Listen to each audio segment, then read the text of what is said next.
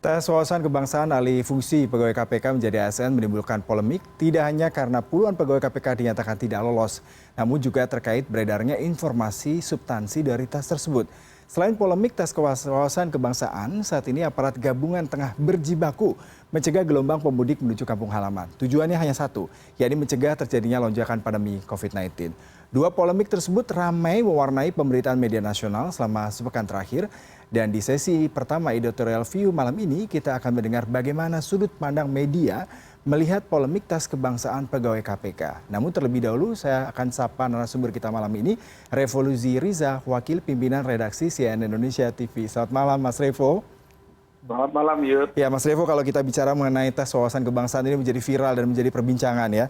Dan yang menarik adalah apakah ini memang ada capaian kompetensi yang ingin dicapai atau ada upaya melumpuhkan dari beberapa orang yang disenyalir tidak lulus dari tes tersebut? Iya. Jadi sebenarnya kan kita semua ini kan berharap KPK ini sebagai garda depan dari pemberantasan korupsi di Indonesia ini kan tetap maju ya. Dan pastinya kita semua berharap pegawai-pegawai KPK itu memiliki integritas yang sesuai dengan harapan kita semua gitu ya. Jadi mereka adalah yang selama ini kita andalkan untuk melakukan pemberantasan korupsi. Yang kita tahu korupsi ini merupakan hal-hal yang cukup bisa dikatakan akut ya di Indonesia ini banyak pejabat-pejabat negara yang tersangkut kasus korupsi. Nah, dalam tes wawasan kebangsaan ini mungkin saja memang menjadi salah satu tools untuk menegakkan integritas atau menyaring integritas dari pegawai KPK gitu. Nah, yang menjadi persoalan sekarang yang sekarang menjadi problematik adalah ada dua hal di sini. Yang satu adalah tes wawasan kebangsaan ini kemudian apakah akan menjadi satu-satunya tolak ukur untuk menyaring pegawai KPK yang selama ini sudah bekerja belasan tahun di sana. Apakah kalau misalkan tidak lulus tes wawasan kebangsaan, kemudian itu serta-merta akan membuat mereka ini diberhentikan dari sebagai pegawai KPK. Padahal kalau misalkan kita sih semua berharap bahwa tes ini tentu bisa berjalan dengan fair. Artinya tes wawasan kebangsaan itu bukan menjadi satu-satunya alat ukur. Karena rekam jejak mereka selama belasan tahun menjadi pegawai KPK itu menjadi hal yang tidak bisa dikesampingkan begitu saja. Artinya selain wawasan kebangsaan, seharusnya Badan Kepegawaian Negara ini juga melihat track record dari masing-masing pegawai KPK yang diuji. Nah, yang kedua yang belakangan menjadi problem juga ketika potongan-potongan tes itu muncul di berbagai kalangan gitu ya, melalui media sosial, melalui media massa, dan beberapa penuturan dari sumber-sumber pegawai KPK gitu. Ada beberapa pertanyaan tes yang sangat politis gitu ya, kemudian terkesan seksis dan melanggar privasi dari pegawai gitu. Nah, ini juga menjadi pertanyaan gitu. Kita semua sebenarnya kan belum tahu ya apa sebenarnya tes ini apa saja pertanyaannya. Dan siapa-siapa orang-orang yang nyatakan tidak lolos 75 nama itu siapa saja gitu. Nah, kita menunggu sebenarnya dan seharusnya KPK harus transparan gitu. Apakah sebenarnya tesnya itu apa sih substansi dari tes itu? Apa saja pertanyaannya? Benarkah pertanyaan-pertanyaan yang diajukan itu seproblematik yang selama ini beredar? Nah, ini kemudian yang kedua, 70 nama itu siapa saja gitu, dan itu harus dibuka ke publik dan sehingga publik juga bisa melihat dan kenapa mereka ini tidak lolos gitu ya, sehingga publik tahu apakah benar mereka ini tidak lolos karena apa gitu ya, apakah semata-mata karena tes kebangsaannya atau karena kinerjanya.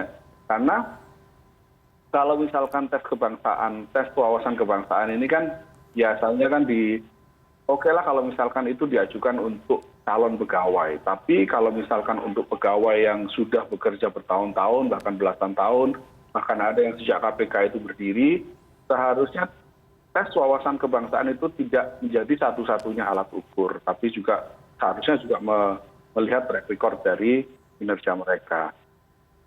Iya, Mas Revo, kalau tadi saya sempat meriset ya, ada pernyataan dari PLT Humas dari BKN sendiri mengatakan bahwasanya ini memang tasnya berbeda dengan calon ASN yang masuk untuk menjadi pegawai negeri. Sementara kalau udah menjadi pegawai negeri senior di KPK, butuh elaborasi dari pertanyaan-pertanyaan, kemudian juga bagaimana bisa lebih mendapatkan assessment mengenai integritas kewawasan kebangsaan mereka. Apakah memang pertanyaan yang sempat beredar di media sosial maupun kita mungkin sempat membaca di sejumlah lini masa ini cukup kompeten ya untuk menunjukkan bahwasanya orang-orang tersebut adalah orang-orang reputable sehingga layak mereka untuk mendapatkan jabatan tersebut, Mas?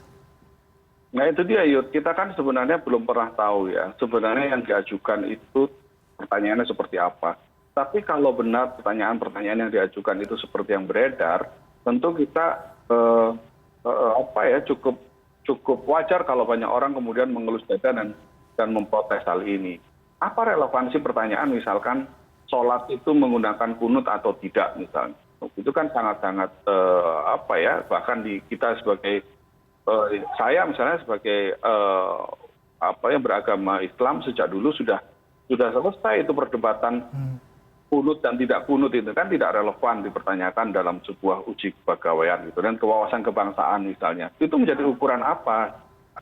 Kemudian kalau benar ditanyakan pernah sudah menikah, kenapa belum menikah, waktu pacaran ngapain saja, itu sangat private gitu ya. Kemudian apakah benar misalkan pertanyaan diajukan itu seputar memilih siapa di pemilu 2019, kemudian pendapat soal undang-undang cipta kerja, ini kan sangat-sangat politis sebenarnya, tidak ada hubungan dengan wawasan kebangsaan sebenarnya. Nah, tapi kan sekali lagi, ini pertanyaan-pertanyaan ini beredar di media sosial dan menimbulkan semua pada bertanya-tanya apakah benar pertanyaan seperti itu yang diajukan. Kalau benar, ya memang sangat problematik karena hal-hal pribadi, kemudian ada nuansa-nuansa politis dan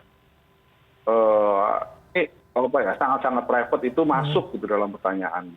Iya, Mas Revo, kalau kita masih bicara mengenai dua variabel tadi, apakah memang ini menjadi salah satu indikator lulus tidaknya seorang itu mengakibatkan dia bisa tidak diperpanjang ataupun dia bahkan bisa kehilangan pekerjaannya, ataupun yang kedua tadi mengenai substansi pertanyaannya. Lalu ada yang menjadi sesuatu yang polemik adalah ada beberapa nama yang dalam tanda kutip memang mungkin jadi tidak akan lolos gitu, mengingat sempat beredar di semua lini masa. Apakah Anda melihat ini memang salah satu cara tidak hanya melihat kredibilitas tapi juga dalam tanda kutip ingin menyingkirkan beberapa nama yang dianggap tidak sepaham dengan KPK yang saat ini masih berjalan, Mas?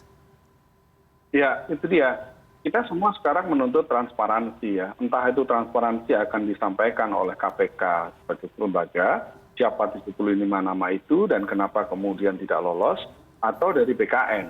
Kita sekarang ini kan seperti melihat ketika konferensi pers, ketua KPK, pimpinan KPK dan sekjen KPK pada waktu itu menyampaikan bahwa bola sekarang ada di Kemenpan RB ya, dan kemudian ada di Badan Kepegawaian Negara gitu. Tapi kita lihat di dalam statement Badan Kepegawaian Negara kemarin ini kan juga menyampaikan bahwa semuanya dikembalikan kepada pimpinan KPK. Jadi siapa ini yang akan membuka gitu? Kalau kita sih berharap ini dibuka saja secara transparan bahwa KPK sebagai lembaga publik dan kita semua berharap banyak kepada KPK itu juga setransparan mungkin lah dalam tes ini.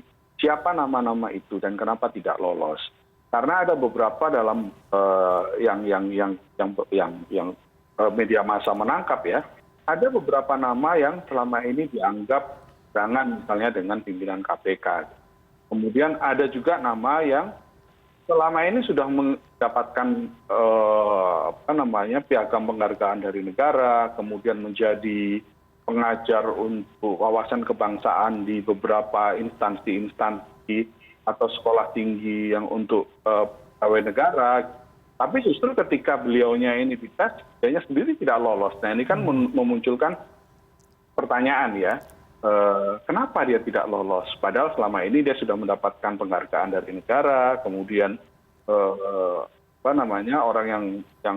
orang tersebut juga menjadi pengajar di sekolah-sekolah tinggi terkait dengan wawasan kebangsaan. Jadi baiknya dalam hal ini sekarang dibuka saja transparan siapa 75 nama itu dan kenapa tidak lolos. Sehingga semuanya menjadi terang benderang.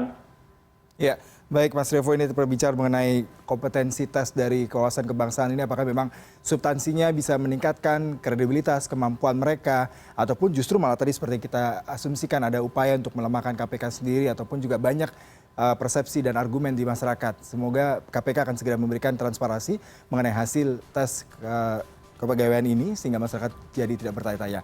Berikutnya kita akan berbicara lagi dengan Mas Revo mengenai yang mudik dilarang, WNA seakan bebas melenggang ke tanah air. Editorial View CNN Indonesia Newscast segera kembali.